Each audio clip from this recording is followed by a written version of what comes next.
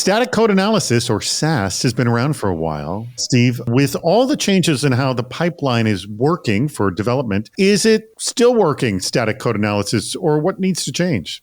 Static analysis tools, in my opinion, have struggled to keep up.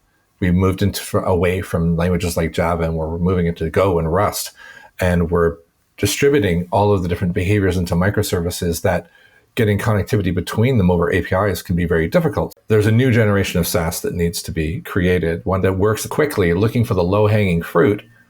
But at the same time, we should be combining what SaaS does for us in terms of almost like observability or reachability within our own code, sort of shifting left that reachability so that if we're looking at the connectivity within all of those open source dependencies, of which the vulnerabilities are public to attackers, maybe we can turn down the volume on the noise that gets generated there so we can say, all right, these vulnerabilities are actually the most reachable through the most popular paths.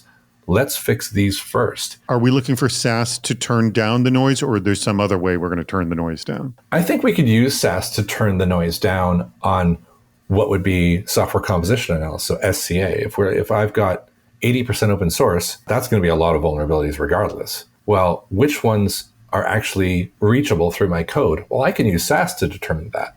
And it's something that we just really haven't leveraged in the past, is the combination of those two technologies, so that we can turn down the volume and focus on the known vulnerabilities that are going to come out and bite us, like the log4js, et cetera.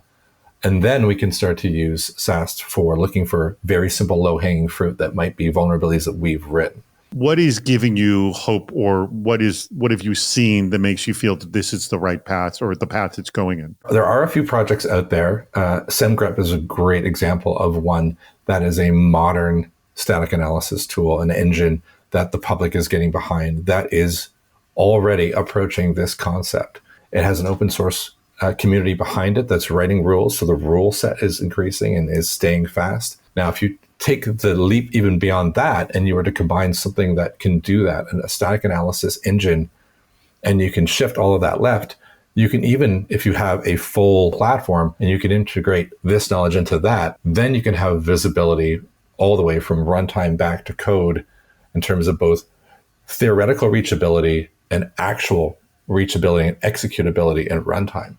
So if you can really dig deep and look into the future, what's possible, I think the future is bright.